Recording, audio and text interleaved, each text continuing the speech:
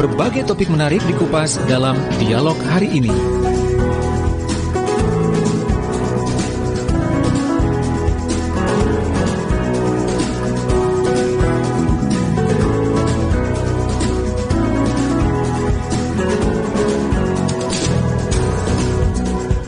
sahabat pendengar dan pemirsa di seluruh Jawa Timur, bahkan juga di seluruh dunia, karena kami juga tayang secara streaming, secara visual di YouTube. Anda juga bisa bertanya, berdiskusi dengan para pakar ya, di SMS WA kami 082132640109, atau juga Anda bisa komen di sosial media kami, baik di LPPL@suara_sidoarjo di Facebook, atau juga di Twitter kami @suarasidoarjo.fm, juga di Instagram kami Suara Sidoarjo FM. Dan seperti yang saya sampaikan di awal tadi, program Dinamika Jawa Timur, kita tema untuk pagi hari ini adalah membangun optimisme ekonomi Jawa Timur di 2021. Apakah kita masih tetap optimis di saat kondisi di tahun 2020 ini, di mana secara global dikarenakan pandemi COVID-19 juga membuat ekonomi bisa dikatakan sulit ya. Dan saya sapa saja dua narasumber. Ada satu ini mungkin di antara pendengar dan pemirsa tidak ada atau istilahnya sudah sangat familiar ya. Beliau sering kali muncul di program Erlangga Forum. Selamat pagi, Assalamualaikum Prof. Badri, apa kabar? Apa kabar Bapak? Alhamdulillah baik-baik. Sehat ya Pak Prof? Adi juga ya, alhamdulillah sehat. Oke, saya juga sapa ini untuk Pak Adi Dwi Putranto. Selamat pagi, apa kabar Pak Adi? Selamat pagi, Assalamualaikum warahmatullahi wabarakatuh. Ya, sebelumnya saya sampaikan salam sehat untuk Anda juga Pak Adi. Sebelumnya saya sampaikan selamat ini Pak Adi ya, atas pelantikannya sebagai Ketua Kadin ya, Mas, secara resmi, Mas. Kalau tidak salah bulan November kemarin ya, meskipun dikukuhkannya sejak tahun 2019. Ada 4 program yang menjadi atensi dari Kadin kepengurusan di tahun 2019-2014. Nanti akan saya tanyakan perihal itu. Tapi saya terlebih dahulu di awal-awal saya ingin ngobrol dengan Profesor Badri Munir Sukoco. Prof, kita tahu di tahun 2020 baik di skala global, nasional, regional, ekonomi kita bisa dikatakan mengalami masa sulit. Anda punya catatan tersendiri di refleksi tahun 2020 ekonomi kita ini, Prof. Monggo silakan, Prof.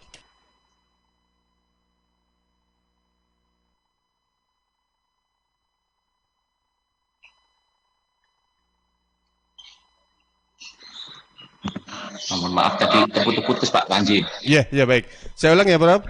Kalau kita lihat refleksi selama 2020 ini, apakah ada catatan yang bisa dikatakan perlu mendapat perhatian di tahun 2020, baik itu perekonomian kita secara nasional maupun secara regional di Provinsi Jawa Timur ini, Prof. Monggo.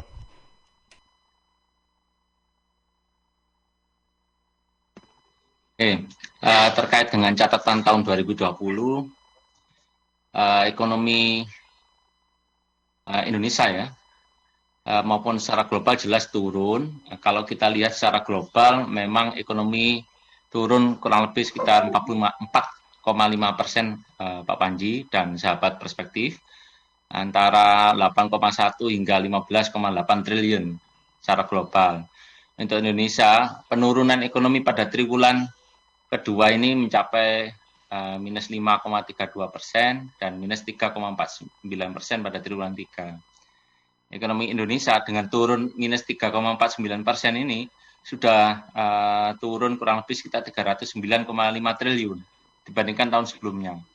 Yang paling besar dari 4 sektor yang berkontribusi terbesar bagi perekonomian Indonesia hanya pertanian yang tumbuh positif. Adapun manufaktur, perdagangan, dan konstruksi pada triwulan 2 dan 3 tumbuh positif meskipun relatif kecil. Ya. Tentu hal ini disebabkan karena volume aktivitas perekonomian juga terbatas. Gitu. Kalau kita lihat misalnya dari International Air Transport Association, turunnya penerbangan kurang lebih sekitar 66% seluruh dunia. Sedangkan WTO menyampaikan volume perdagangan dunia turun 32%.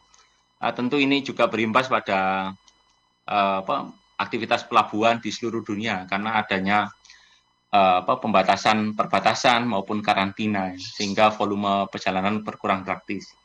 penurunan ekonomi yang diikuti turunnya volume transportasi, darat, laut, udara menyebabkan juga membaiknya kondisi udara di seluruh dunia. Selain ada dampak negatif, ada dampak positifnya lah ya. Berkurangnya polusi udara hingga 50% di New York, di Indonesia sendiri.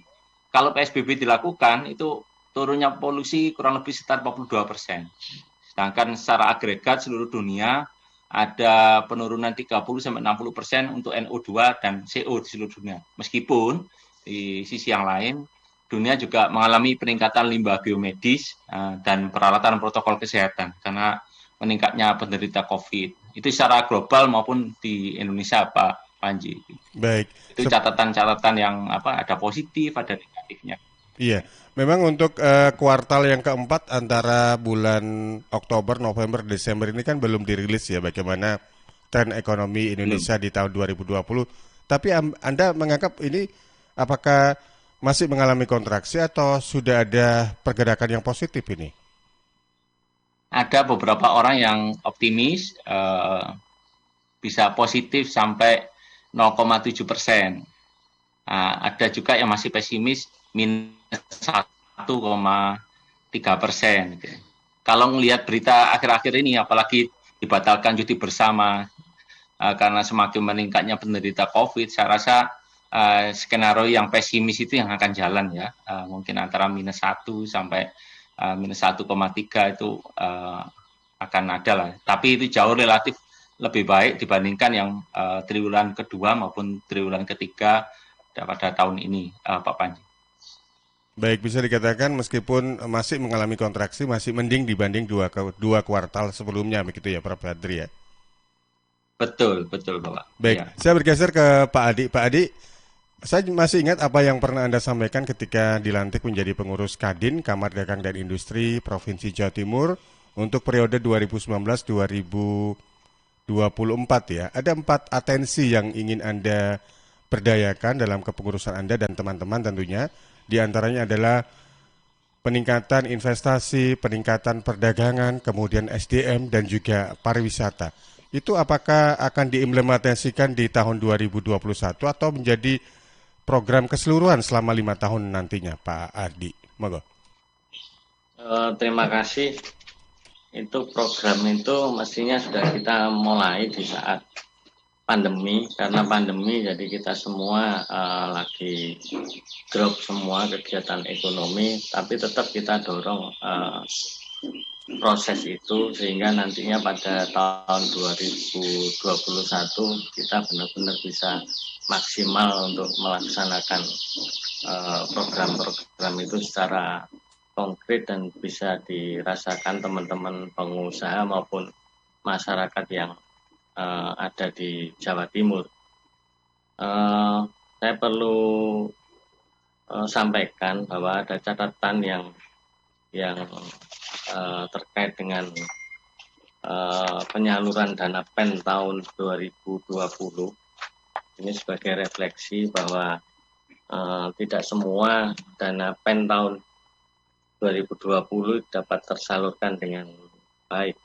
Ini yang jadi catatan Kadin Jawa Timur, seperti yang di bidang kesehatan dari 97%,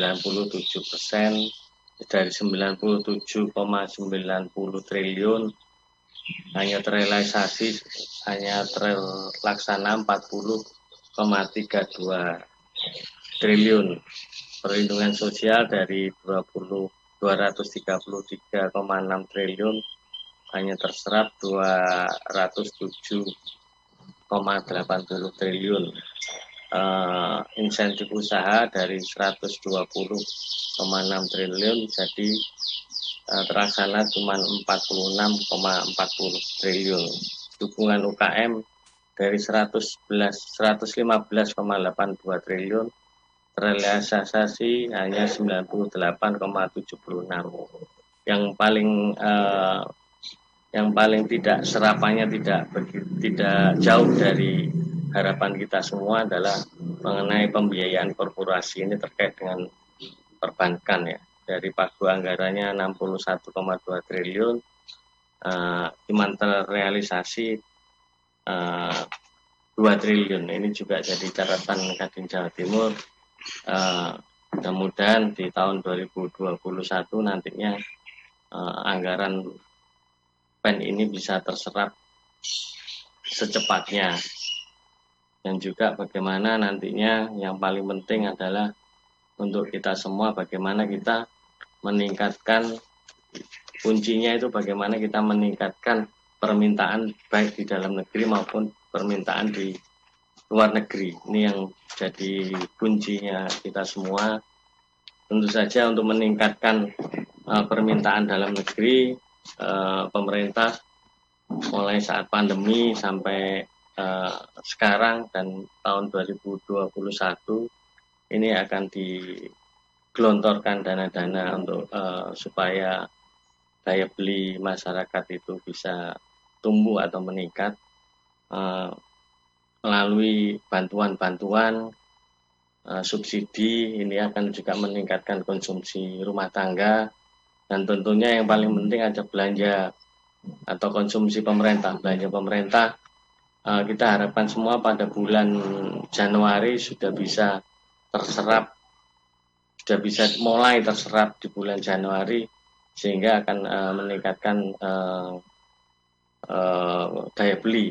Dengan meningkatkan daya beli tentunya juga akan meningkatkan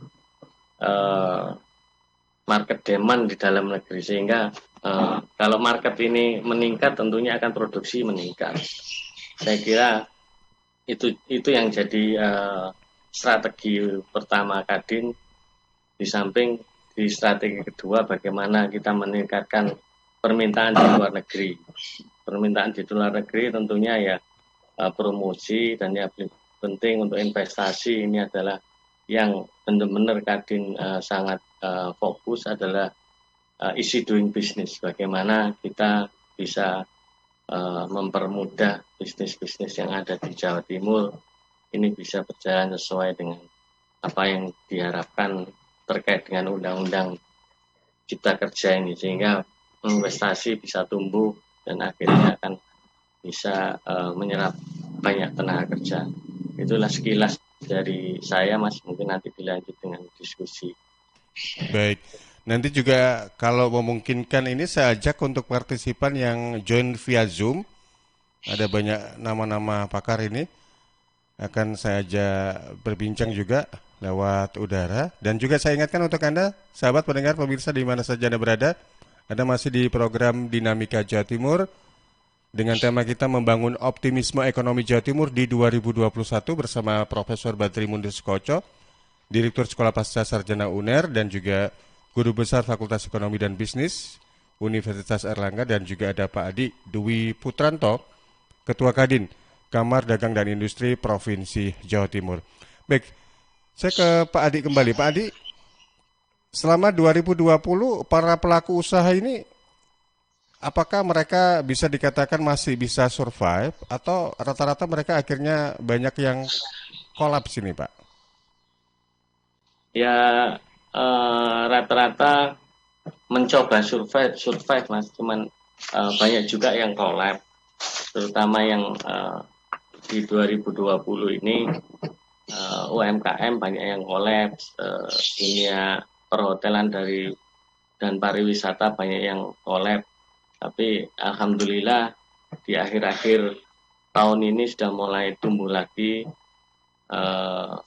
tingkat hunian sudah mulai sekitar 50% sampai 60% lah. Ini membuat kita semua cukup optimis. Demikian juga dengan ekspor, secara perlahan-lahan ekspor naik, tapi tidak bisa dibandingkan saat pada tahun 2019, tapi ekspor sudah pada naik semua.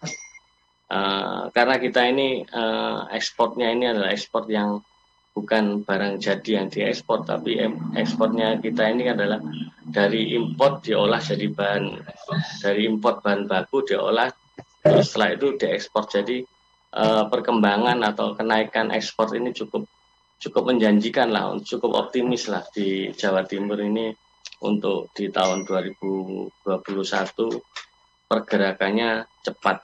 Tentu saja yang tidak kalah penting adalah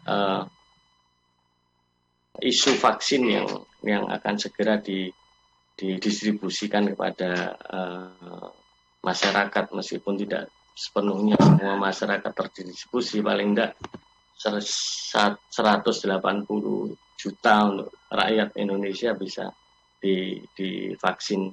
Ini yang isu yang juga sangat penting untuk memengaruhi optimisme teman-teman para pengusaha. Iya, ini mungkin dari perspektif para pelaku usaha menjadi sebuah trigger untuk kebangkitan atau ekonomi sudah mulai pulih begitu ya Pak Adi Ya, ya. Baik, betul Mas. saya ke Prof. Badri. Prof. Badri, saya jadi ingat apa beberapa waktu yang lalu yang pernah disampaikan oleh Pak Dekarbo bahwasanya di 2021, nah sekarang ini kita ngomong soal proyeksi. Memang ekonomi kita tidak bisa sontak pulih 180 derajat seperti 2 tahun sebelumnya atau di tahun 2019. Karena di sisi lain ini kan fase-fasenya masih relatif banyak yang bisa atau yang dilalui begitu ya. Dan kabar yang terbaru yang kami terima bahwasanya virus corona ini juga kabarnya bermutasi menjadi virus yang lebih cepat penyebarannya bahkan sampai 70%.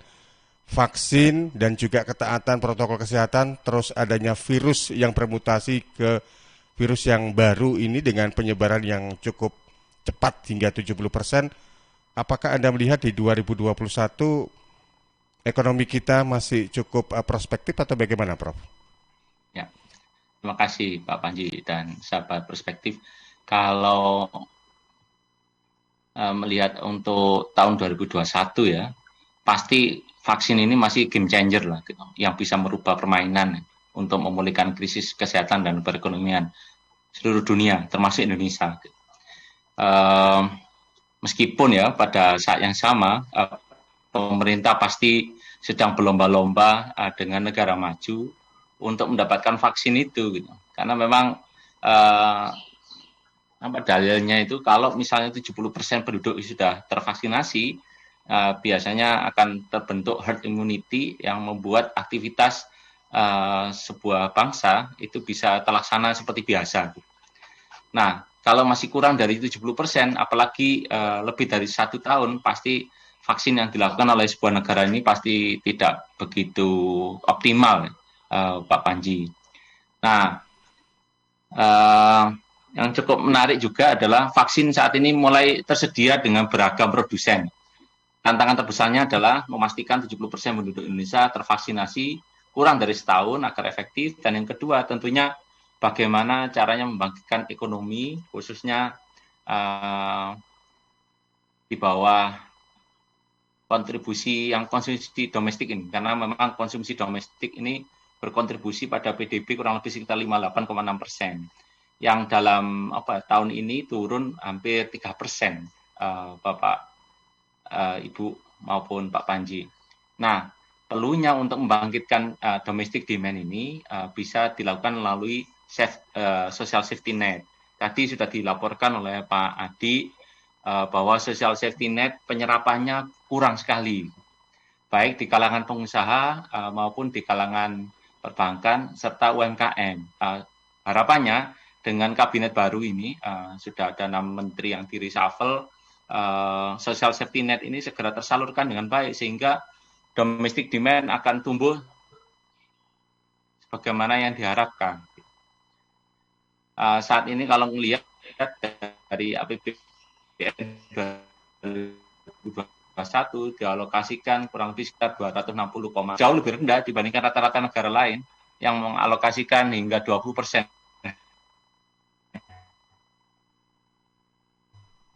Ya, Prof. Badri, suaranya agak putus-putus ini. Mohon Mereka maaf. itu meningkat karena sangat. Ya. Baik. Selain social safety net bagi penduduk Indonesia, perlu ada social safety net untuk UMKM, kurang lebih sekitar 4,2% lah. Dan yang paling penting yang perlu dicatat adalah government spending ini masih sangat penting dalam memulihkan perekonomian. Di seluruh dunia, government ini perannya sangat penting sekali.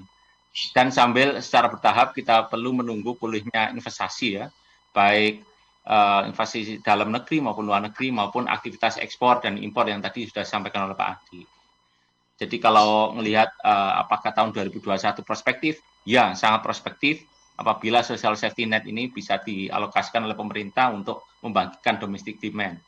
Namun untuk apakah bisa pulih sampai tahun seperti tahun 2019 dibutuhkan 3 sampai 4 tahun menurut McKinsey maupun perkiraan dari World Bank sebenarnya. Jadi itu catatannya Pak Panji.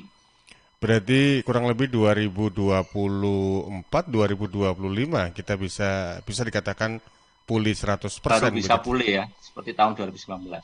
Baik, luar biasa ini. Baik, Prof. Badri dan Pak Adi. Walaupun secara bertahap ya Pak Panji. Siap. Baik. Secara bertahap, ada sektor yang cepat catch up, ada sektor yang memang agak lambat. Tergantung dari pulihnya kesehatan kesehatan masyarakat, dan tentunya sektor tersebut bisa segera catch up. Karena ada beberapa sektor yang membutuhkan kontak langsung pasti akan terbatasi ketika COVID-19 ini. Nah itu butuh waktu lah ya, termasuk pariwisata ini. Betul. Ya. Karena sektor pariwisata kan kalau ibaratnya dibuat secara virtual ya memang sudah dilakukan sih, tapi orang berpikir kok aneh gitu. Bagaimana kita bisa menikmati suasana air terjun atau perbukitan, diving atau surfing, terus habis itu virtual gitu. Virtual. Itu agak-agak aneh gitu ya. Kita menikmati perbukitan di Kota Batu, tempat asalnya Pak Adi ini, kalau dibuat virtual kok aneh juga. Tapi itu menjadi sebuah tantangan dan sudah menjadi catatan nanti. Nanti kita akan bahas kembali mengenai dinamika Jawa Timur dalam tema kita membangun optimisme ekonomi Jawa Timur di 2021.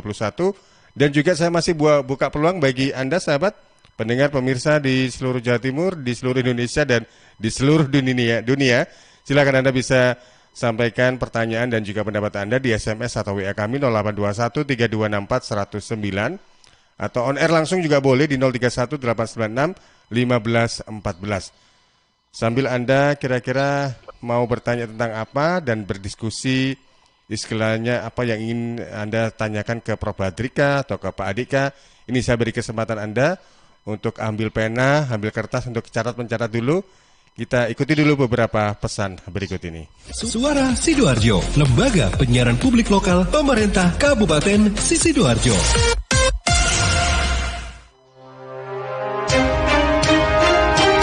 Sahabat, kita tahu bahwa merokok dapat mengganggu kesehatan, apalagi rokok ilegal.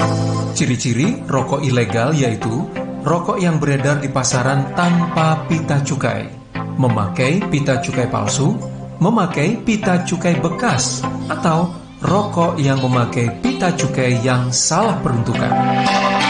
Dengan harga jual yang murah, maka rokok ilegal pasti berdampak negatif, diantaranya meningkatkan jumlah perokok pemula dan juga berdampak pada penerimaan negara.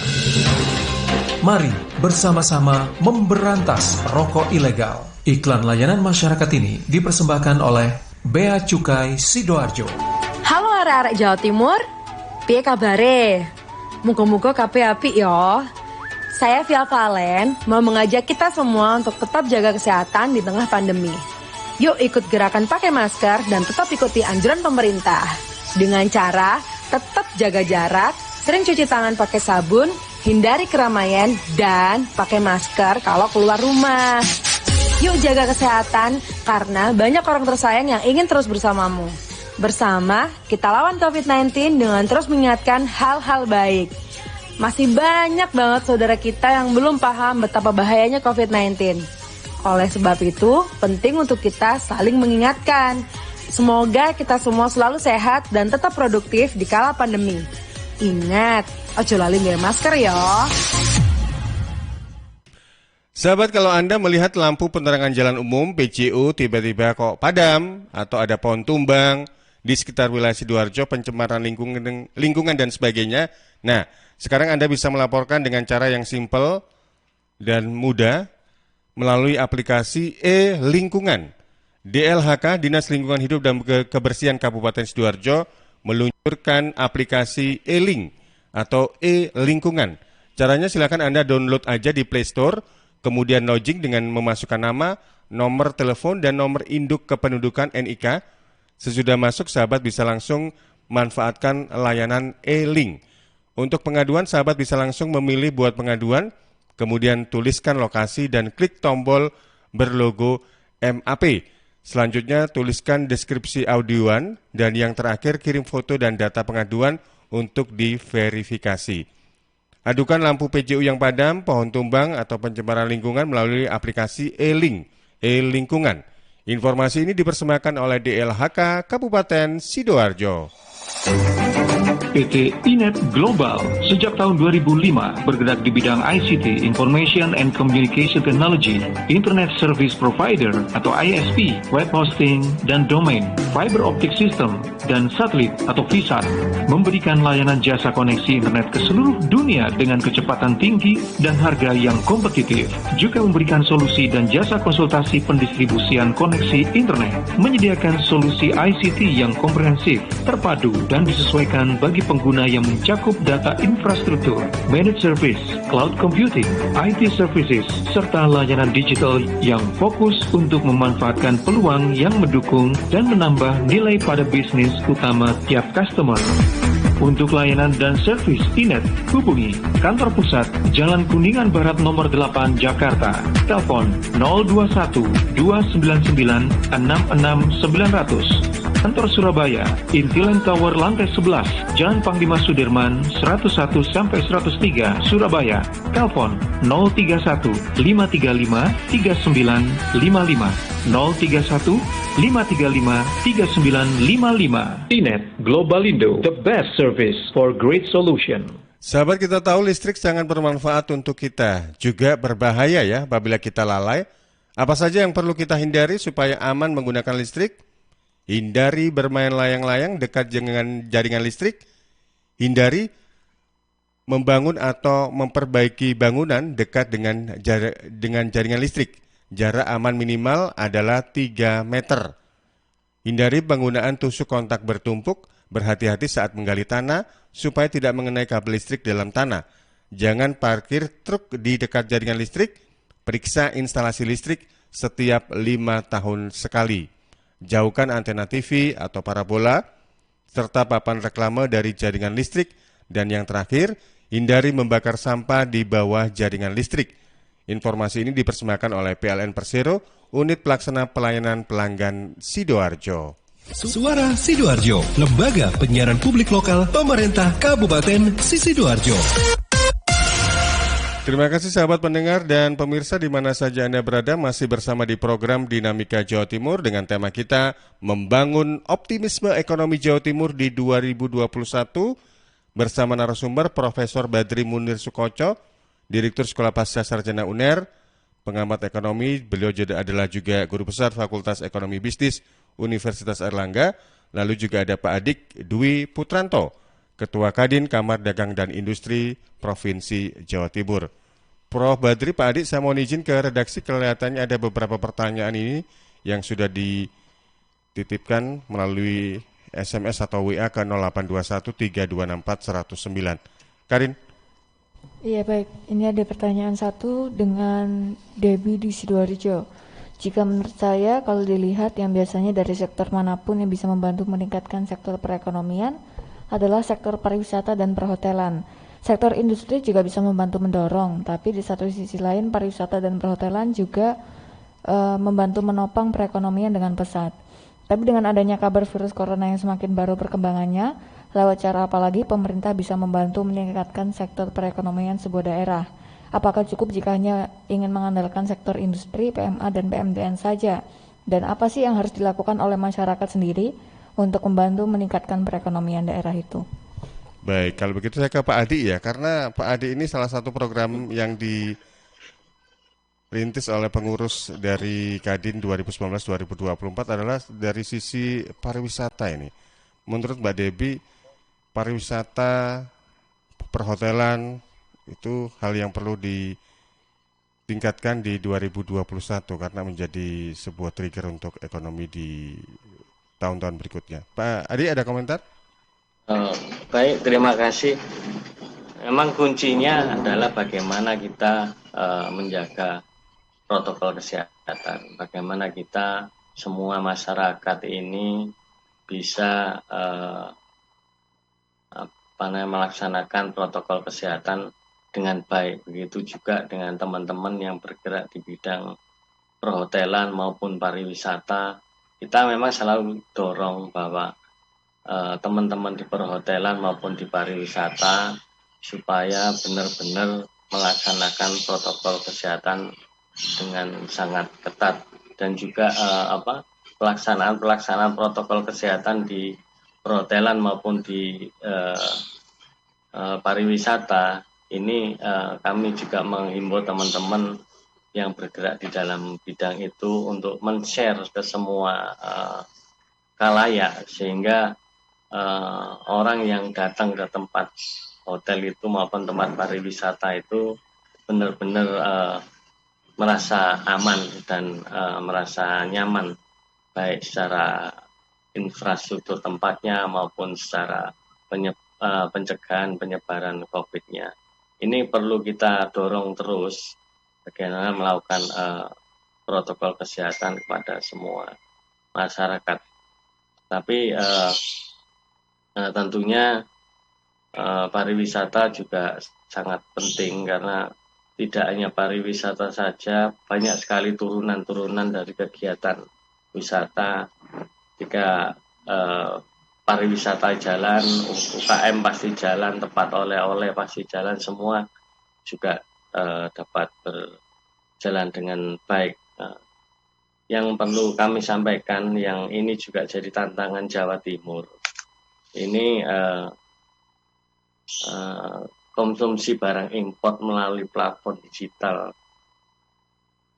di marketplace, khususnya customer good, ini juga masih lumayan tinggi di Jawa Timur. Jadi banyak juga, ada beberapa juga ada, ya lumayan banyak lah teman-teman itu belanja di platform digital yang bukan asli di Indonesia atau asli Jawa Timur, sehingga barang-barang import ini masuknya begitu deras di Jawa Timur. Kalau kita lihat di Juanda, orang-orang Jawa Timur belanja di marketplace melalui platform digital di marketplace ini cukup banyak. Ini juga akan menghambat pertumbuhan produksi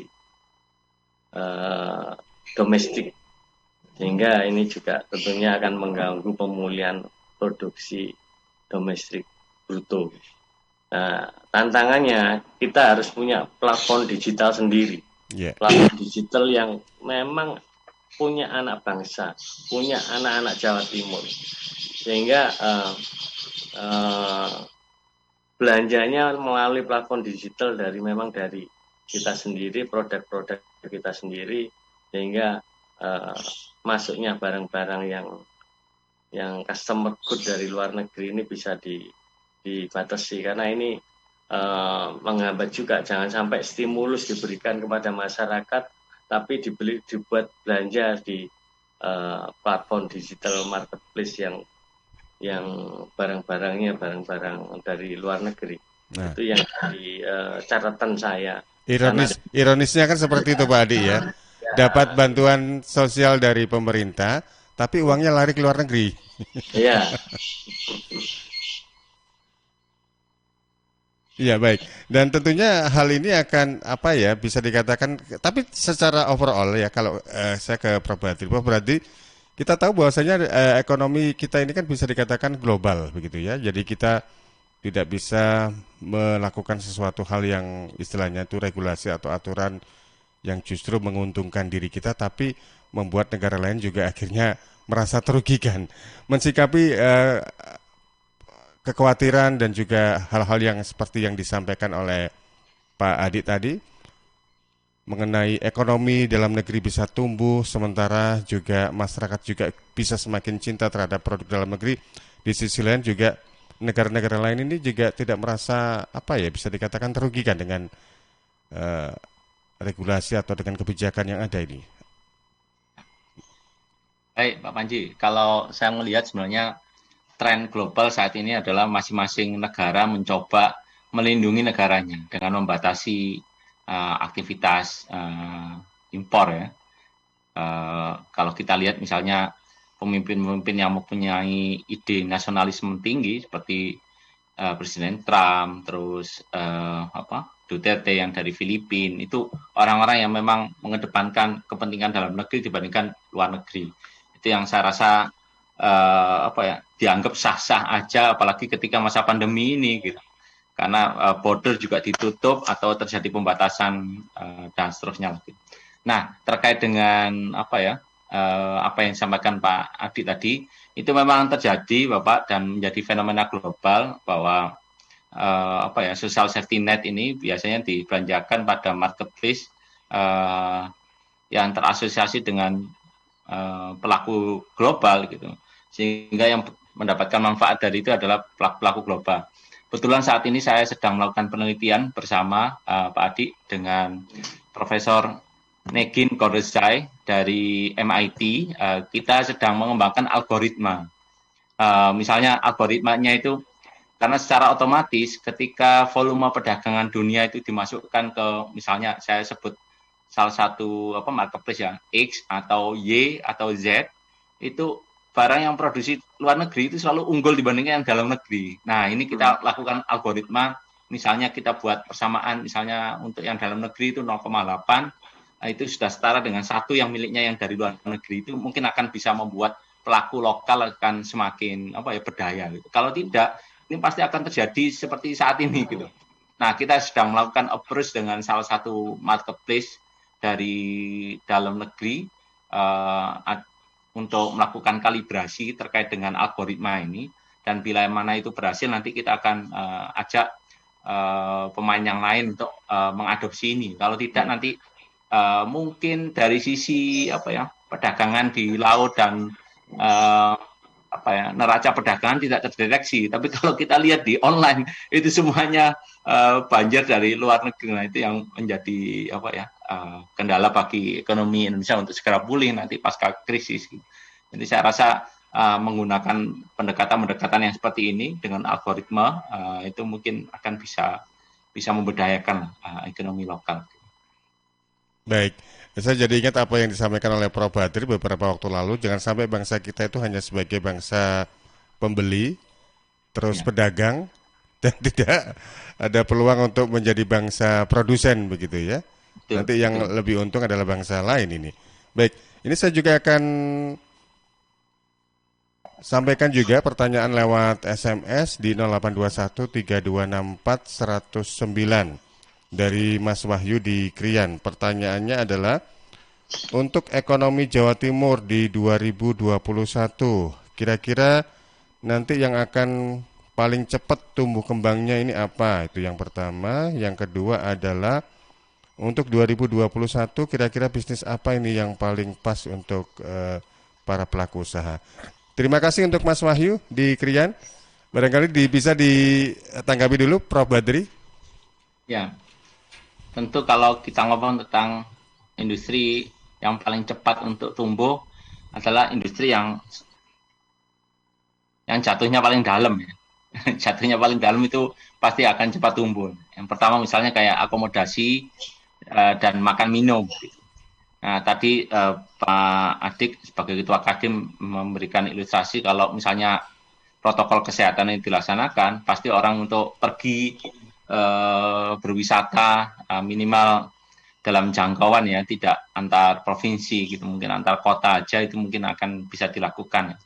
Jadi yang makan minum ini sebenarnya masih relatif jalan saat ini, tapi turunnya luar biasa karena kekhawatiran tidak safety-nya terkait dengan COVID-19. Jadi saya rasa ini bisa tumbuh, juga yang dagang. Kalau kita lihat perdagangan saat ini turunnya minus 7,57%, terus triwulan ketiga minus 5,03%. Ketika social safety net ini dikucurkan oleh pemerintah, harusnya yang perdagangan ini bisa jalan. Tapi tentunya kita harus antisipasi jangan sampai perdagangannya yang ke platform digital, terus yang untung adalah pedagang yang dari luar negeri gitu. Itu yang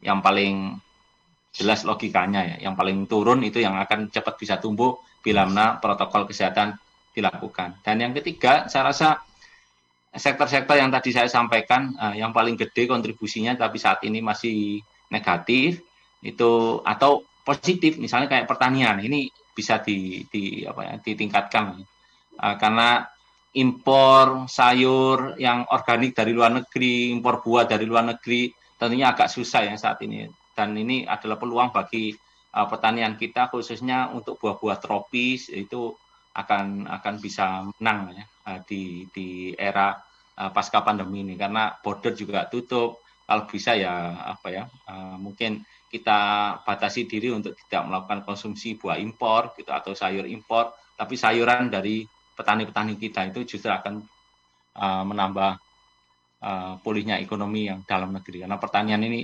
sektor yang terbesar kedua setelah industri, tapi masih positif. Gitu. Ini yang cukup menarik. Kalau misalnya kita coba support petani dengan membeli produksi dalam negeri, saya rasa ini akan lekas pulih. Mungkin untuk sementara Pak Panji. Iya, mungkin masyarakat juga yang biasanya mengkonsumsi apel dari mana, negara mana begitu ya, bisa bergeser membeli apel dari Batu, kemudian kelengkeng dari Lumajang, ini tempat kelahirannya Pak Prof Badri ini, karena kelengkeng Lumajang juga rasanya enak ini. Baik, saya ke Pak Adi. Pak Adi, dari pelantikan Kadin, kembali ini saya ulas mengenai pelantikan Kadin kepengurusan 2019-2024. Ada yang menarik bahwasanya pihak Kadin akan intensif untuk melakukan sinergi dengan pihak pemerintah Provinsi Jawa Timur dalam menata atau istilahnya ikut berkontribusi dalam perekonomian di 2021 dan seterusnya. Kira-kira nanti tindak lanjutnya seperti apa Pak? Kalau kolaborasi antara Kadin Jawa Timur dan pihak pemerintah Provinsi Jawa Timur nanti seperti apa ini modelnya ini Pak? Ya banyak sekali Mas, tapi yang paling penting itu bagi Kadin dan tentunya untuk pertumbuhan ekonomi sangat diperlukan sinergi antara berbagai stakeholder lah, artinya antara pengusaha juga dengan pemerintah ini harus benar-benar bersinergi. Banyak yang nantinya akan sinergikan atau yang sudah kita sinergikan dengan pemerintah Provinsi Jawa Timur tentang bagaimana meningkatkan sumber daya manusia terkait dengan khususnya atau terkait dengan teman-teman atau adik-adik kita SMK, di mana jumlah pengangguran di tingkat SMK lebih tinggi daripada di tingkat universitas maupun di tingkat lain-lain, dan ini memang juga salah satu yang jadi fokusnya Kadin, bagaimana meningkatkan sumber daya manusia di sejak dini. Jadi Kadin dengan pemerintah provinsi ini juga akan fokus di situ, karena terus terang untuk saat ini tenaga kerja lulusan SMK ini menurut kami sebagai pengusaha, baik itu untuk pengusaha UKM maupun industri-industri manufaktur yang besar, menengah dan kecil, ini masih belum bisa dikatakan adik-adik kita ini siap bekerja sesuai apa yang dibutuhkan industri. Untuk itu perlu banyak pelatihan lah, atau punya konsep pelatihan yang sama antara pengusaha maupun di pemerintah provinsi, untuk supaya benar-benar antara dunia industri dan dunia usaha ini menjadi betul-betul link and match. Kalau dulu itu tahun 2019 link and match, kalau sekarang 2020 dan 2021 harus berubah jadi link dan super match, sehingga betul-betul match, sehingga betul-betul lulusan-lulusannya nanti begitu masuk kerja bisa bekerja sesuai dengan apa yang diharapkan industri. Ini yang jadi program kita dengan pemerintah provinsi terkait pemagangan baik di tingkat SMK maupun di tingkat perguruan tinggi. Demikian juga Kadin Jawa Timur mempunyai suatu lembaga yang namanya Kadin Institute, di mana nanti Kadin Institute ini juga akan memberikan pelatihan kepada baik itu siswa, guru, mahasiswa maupun dosen terkait dengan sertifikasi kompetensi teknis yang tentunya juga dibutuhkan kita semua untuk pengajar maupun dosen mempunyai sertifikasi teknis, paling tidak mengenal industri, sehingga untuk mengajar ke mahasiswanya atau murid-muridnya ini bisa yang saya katakan tadi link and match. Begitu juga dengan bagaimana kita menguasai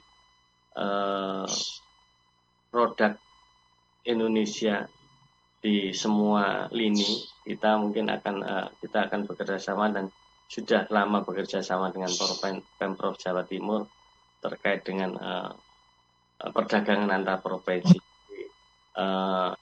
Rohnya atau semangatnya itu bagaimana produk-produk Jawa Timur bisa masuk di provinsi-provinsi lain dan juga produk-produk provinsi lain bisa masuk ke Jawa Timur, sehingga benar-benar pasar di Indonesia ini dikuasai oleh produk-produk dalam negeri, dan masih banyak lagi yang lain-lainnya, Mas. Terima kasih, Mas.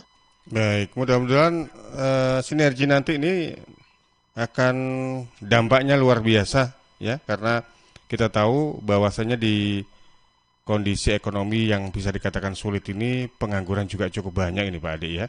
Kalau secara nasional kurang lebih hampir 10 juta pengangguran ini, kemudian bertambahnya penduduk miskin yang dampak dari ekonomi yang mengalami kontraksi kemudian akibat pandemi COVID-19.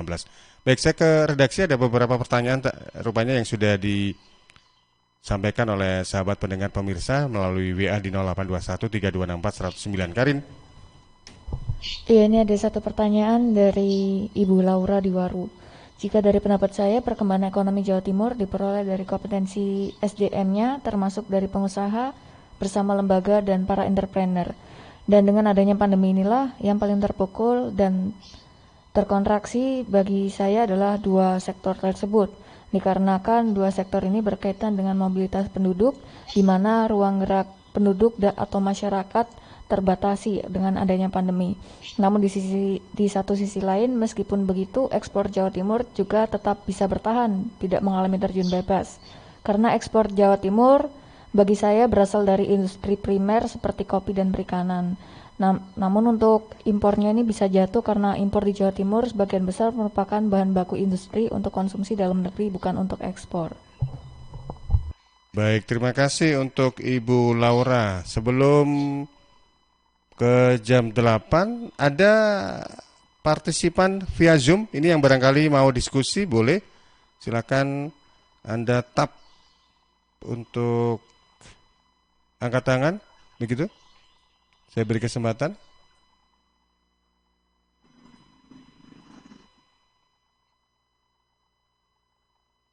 Oke, sepertinya tidak ada ya. Oh, ada, siapa? Oke, Pak Dewa Gede, selamat pagi, Pak. Selamat pagi Pak Panji. Iya, monggo Pak Dewa Gede.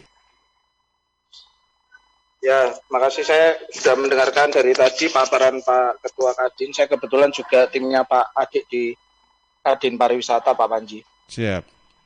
Ya, jadi yang disampaikan tadi Prof. Badri dan Pak Adik benar sekali. Nah, ini fenomena di lapangan itu kan pariwisata ini kan mengalami perubahan pola ya. Jadi yang pertama wisatawan domestik ini memang sebagai kunci, ya kan. Kemudian pola perjalanan berubah menjadi short haul atau medium haul trip. Kalau dulu kan long haul trip ya. Sekarang orang takut untuk melakukan perjalanan jarak jauh. Dan karena itu durasi waktu perjalanan ini menjadi lebih singkat ya. Orang 2 hari 1 malam aja sudah cukup lama gitu ya, apalagi 3 hari 2 malam. Jadi iya, apalagi sekarang juga harus pakai rapid antigen begitu ya Pak Gede ya. Ya betul. Kemudian produk yang sekarang menjadi andalan itu adalah staycation. Staycation. Jadi orang hanya tinggal di sebuah hotel lalu kemudian dia berwisata di sana. Nah, itu yang pertama. Kemudian opportunity yang kedua adalah ada 3 model wisata yang dalam jangka pendek ini perlu menjadi perhatian kita bersama karena ini bisa menjadi dalam tanda petik ya safety net untuk menyelamatkan industri pariwisata. Yang pertama adalah ekoturism atau ekowisata, yang kedua adalah nature tourism atau wisata alam, dan yang ketiga adalah wellness tourism, ya wisata yang berhubungan dengan kesehatan. Nah, ini kita bisa lihat di Bali misalnya yang menjadi barometer pariwisata, 3 model juga yang mulai diimplementasikan karena protokol kesehatan itu sangat cocok dengan 3 model ini ya. Di 3 model wisata ini kan mereka menerapkan carrying capacity, gitu kan. Kalau protokol kesehatan bicara tentang social atau physical distancing. Jadi saya kira dalam jangka pendek ini optimisme kita ya untuk menyelamatkan industri pariwisata dengan 3 model tadi, lalu di perhotelan adalah dengan staycation, dan tentu saja dengan apa yang namanya CASE ya, cleanliness, healthy, safety, dan environment sustainability. Ini sambil kita menunggu vaksin. Nah, di antara semua itu wisatawan domestik dari kalangan milenial ini yang menjadi ujung tombak untuk meningkatkan yang tadi disampaikan Pak Ketua adalah meningkatkan market demand. Lalu solo trip dan family trip ini yang menjadi market utama ya. Jadi kalau grup sekarang sudah agak menurun. Saya kira itu. Terima kasih Pak Panji, selamat pagi. Baik, terima kasih juga untuk Anda Pak Gede.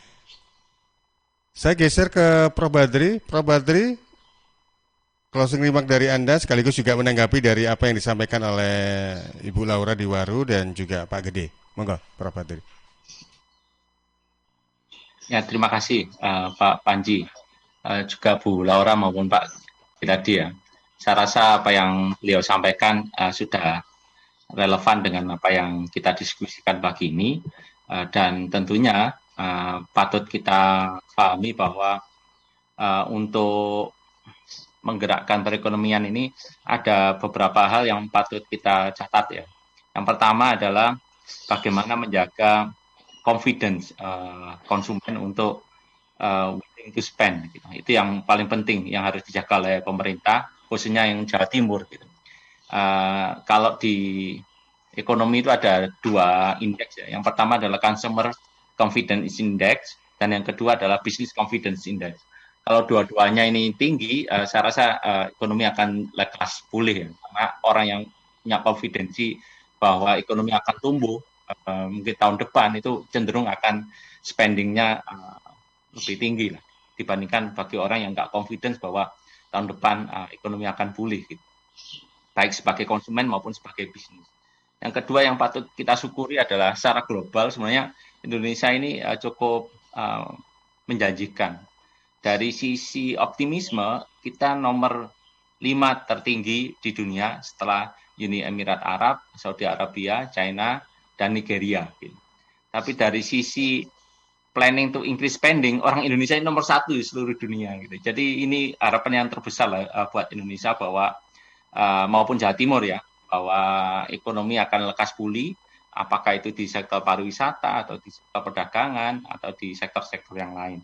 Bagaimana sekarang pelaku usaha yang di Jawa Timur itu menangkap peluang ini bahwa banyak kelas menengah sebenarnya yang ada di Jawa Timur willing to spend-nya tinggi dan kita bisa tangkap masalah itu sehingga ekonomi Jawa Timur khususnya bisa lekas pulih sebagaimana yang kita harapkan. Amin. Mudah-mudahan. Ya, saya ke Pak Adi. Pak Adi, monggo.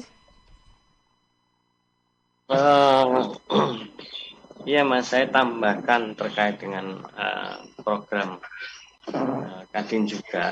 Insya Allah mestinya program ini akan kita mulai di tahun 2020 di awal tahun karena pandemi.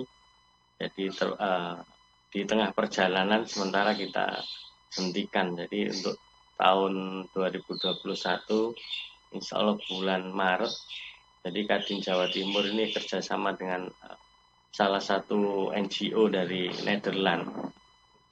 Isinya NGO itu adalah semua berbagai macam expert di bidang masing-masing, termasuk di bidang agrobisnis dan juga di bidang pariwisata, yang juga expert ini sebagai pemilik agensi pariwisata di Eropa yang cukup lumayan besar. Jadi programnya ini juga bersinergi dengan pemerintah provinsi maupun pemerintah kota kabupaten. Kita akan mengadakan mempersiapkan tempat-tempat kunjungan wisata yang nantinya akan dikunjungi para wisatawan khususnya dari Uni Eropa ke Jawa Timur selama 18 hari. Jadi mulai Maret kita sudah bisa memulai secara daring dulu apa-apa yang harus kita siapkan, dan juga setelah itu, setelah situasinya agak normal, kita baru memulai mempersiapkan tempat-tempat yang rencananya akan jadi kunjungan wisata dari Uni Eropa selama 18 hari di Jawa Timur. Jadi begitu masuk Jawa Timur, mumpung Jawa Timur lagi, baru mereka ke tempat lain. Ini yang jadi fokus Kadin juga. Terus perlu saya sampaikan juga yang paling penting sekarang ini adalah benar kata Prof. Badri bahwa kita harus selalu optimis. Apalagi pengusaha ini modalnya paling besar di optimis. Kalau sudah pesimis berarti sudah setengahnya gagal. Jadi kita harus tetap optimis, dan saya sangat optimis sekali. Insya Allah di tahun 2021 pertumbuhan ekonomi Jawa Timur bisa mencapai 5% lah. Itu karena situasi pandemi yang di Jawa Timur naiknya tidak terlalu naik, tapi naik tapi agak datar gini, sehingga, dan juga isu vaksin yang akan segera didistribusi ke masyarakat, serta postur APBN maupun postur APBD di Jawa Timur, ini semua sudah on the track ke arah yang bagaimana pemulihan ekonomi secara nasional maupun secara regional di Jawa Timur, untuk bagaimana meningkatkan permintaan dalam negeri maupun permintaan luar negeri. Karena dengan permintaan dalam negeri maupun permintaan luar negeri ini tentunya akan bisa meningkatkan produksi. Dengan meningkatkan produksi tentunya akan ada nantinya timbul usaha-usaha baru, dan juga dengan meningkatnya produksi akan muncullah penyerapan tenaga kerja baru. Penyerapan tenaga kerja baru akan ada saving untuk investasi domestik. Nah, ini akan jalan terus. Seperti itulah kira-kira secara makronya di Jawa Timur yang akan terjadi. Tentunya perlu kita support semua, dan kita harus sambil menunggu vaksin ini, kita harus benar-benar menerapkan protokol kesehatan, bukan untuk diri sendiri tapi untuk kita semua. Saya kira gitu, Mas Anji. Jadi terima kasih. Yang perlu menjadi notis kita adalah optimis untuk ekonomi di 2021, supaya kita nanti tetap bisa dikatakan bukan menjadi sosok yang istilahnya kalah sebelum bertanding begitu ya Pak Adi ya. Tapi yang pasti kita berharap untuk pemberian vaksin COVID-19 ini segera direalisasikan oleh pemerintah. Di sisi lain juga masyarakat ini juga harus tetap mematuhi protokol kesehatan. Jadi pemulihan ekonomi ini bisa berlangsung cepat begitu ya. Baik, terima kasih Prof. Badri, Pak Adi untuk waktunya, dan juga untuk semua partisipan juga. Mohon maaf karena waktunya terbatas. Sukses untuk aktivitasnya. Selamat pagi, salam sehat, dan juga Assalamualaikum.